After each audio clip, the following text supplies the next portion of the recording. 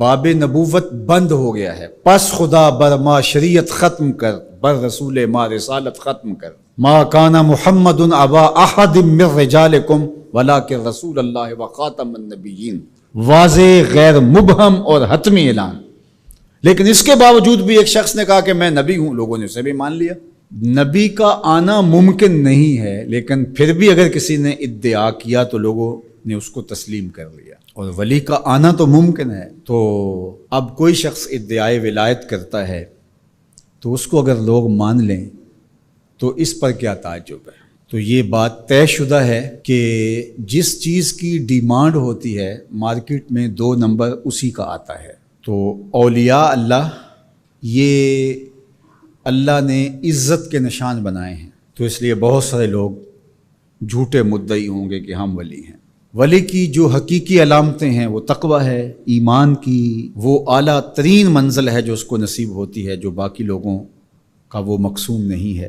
تو اب یہ تو منزل حاصل نہیں ہو پائے گی ان کو۔ اب ولی کی ایک ظاہری علامت جو بادی النظر میں ہے وہ کرامت ہے۔ اب کرامت کا ظہور بھی 2 نمبر لوگوں سے نہیں ہو سکتا، لیکن کوئی جھوٹی بات منسوب تو کر سکتے ہیں اپنے ساتھ، یا کوئی مکر، کوئی فن اس کو کرامت تو قرار دے سکتے ہیں دجل، فریب اور دھوکے کے ذریعے سے، اور ایسا ہوتا ہے۔ تو اگر 2 نمبر اولیاء پائے جائیں اور ہم پہچان بھی جائیں یہ 2 نمبر ہیں، یا کسی کی جھوٹی کرامت کو سنیں، تو اس کا یہ مطلب ہوگا کہ ہم اولیاء کا انکار کر دیں۔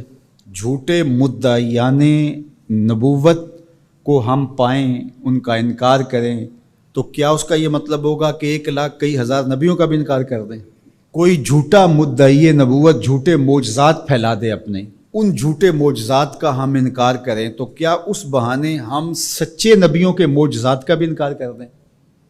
یہ تو دانش مندی ہی نہیں ہے۔ اس طرح 2 نمبر لوگوں کے گڑھے ہوئے کلام کو، گڑی ہوئی باتوں کو، ان کے دجل و فریب کو، ان کی تلبیسات کو، ان کی دسیسہ کاریوں کو، ان کے مکر کو، ان کے متبعین کی گڑی ہوئی چیزوں کو، ان کے حفوات کو ہم کیا کرامت قرار دے دیں؟ ہم کہتے ہیں نہیں، بالکل نہیں ہے۔ تو کیا اس کا یہ مطلب ہے، اس کا یہ مفہوم ہے کہ جو اللہ کے ولی ہیں ان کے حقیقی کرامات کا انکار کر دیا جائے؟ جب علم سطحی ہوگا تو ایسا ہوگا۔ 2 نمبر لوگوں کی حفوات کو آپ ضرور اس کی تردید کریں۔ بزرگوں کی کتابوں کے اندر بعد میں آنے والوں نے کچھ چیزیں مندرج کر دیں۔ جب اللہ کے رسول سے لوگوں نے حدیثیں منسوب کر دیں تو کسی بزرگ کے ساتھ کرامت کیوں نہیں منسوب کی جائے گی؟ یہ ہو سکتا ہے، اس کو آپ الگ کیجئے، فن کے اعتبار سے الگ کیجئے، جس طرح محدثین نے کیا، انہوں نے چھانٹی کی، موضوع اور صحیح کو الگ الگ کیا۔ یہ تو نہیں ہے کہ ایک موضوع حدیث آ گئی تو پورے ذخیرہ حدیث کا انکار کر دیا، ایسا تو نہیں کیا۔ بہار کے راہ گلی میں راہ مسوز، اگر کمبل میں پسو پڑ جائیں تو کمبل جلانا چاہیے یا جھاڑ کے پسو نکالنے چاہیے؟ دانش مندی تو یہی ہے کہ اس کمبل سے پسوؤں کو نکال کر کے اس کمبل کو صاف کیا جائے، نہ یہ ہے کہ کمبل ہی جلا دیا جائے۔ لوگوں نے دین ہی جلا دیا۔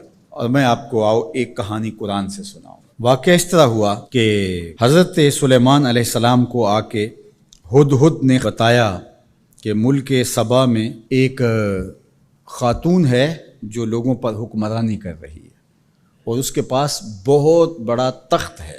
اس تخت کی چوڑائی اور لمبائی علماء تفسیر نے لکھا کہ 60 ہاتھ چوڑا تھا اور 80 ہاتھ لمبا تھا۔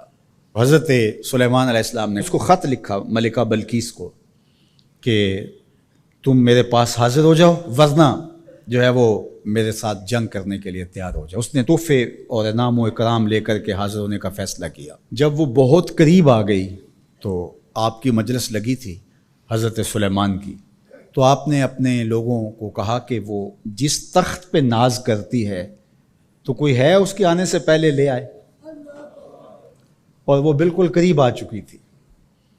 تو ایک جن اٹھا، اس نے کہا حضرت یہ خدمت میرے ذمہ لگائیے۔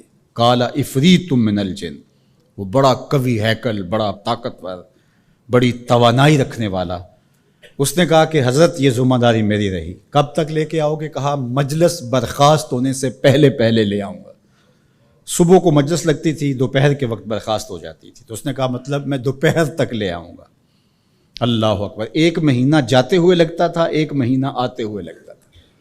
ڈبیا بھی ہو اور جیب میں ڈال کے لے آنی ہو پھر بھی 2 ماہ چاہیے، اور وہاں پہروں کے اندر مکفل تھا، بڑی بات تھی نا، لیکن حضرت سلیمان نے کہا نہیں مجھے اس سے بھی پہلے چاہیے۔ تو پھر کیا ہوا؟ قال الذی عندہ علم من الکتاب، پھر وہ اٹھا جس کے سینے میں زبور کا علم تھا، جو کتاب کو جاننے والا تھا، وہ بولا انا آتی کا بہی قبل ان یرتد الیک طرفک، حضرت آپ آنکھ بعد میں جھپکیں گے، تخت پہلے پڑا ہوگا۔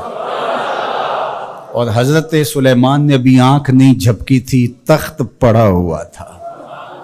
1 مہینہ جاتے ہوئے لگتا ہے، 1 مہینہ آتے ہوئے لگتا ہے۔ یار حضرت سلیمان کا امتی آنے واحد میں تخت لے کے قدموں میں حاضر کر دیں، اور یہ قرآن نے کہا ہے، تو شاہ نقش بند بخارے سے قابل میں نہیں آ سکتے۔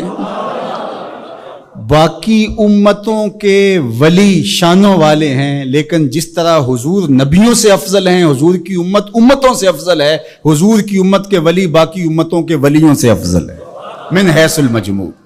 حضرت سلیمان کے غلام کی شان ہے کہ آنے واحد میں یہ کرشمہ کر دکھاتے ہیں، اور مقتدی بن کے حضرت سلیمان مسجد اقصی میں جس نبی کے پیچھے کھڑے ہیں، اس امام کی شان کا عالم کیا ہوگا؟ جس کے غلام کی یہ شان ہے، اس کے امام کی شان کا عالم کیا ہوگا؟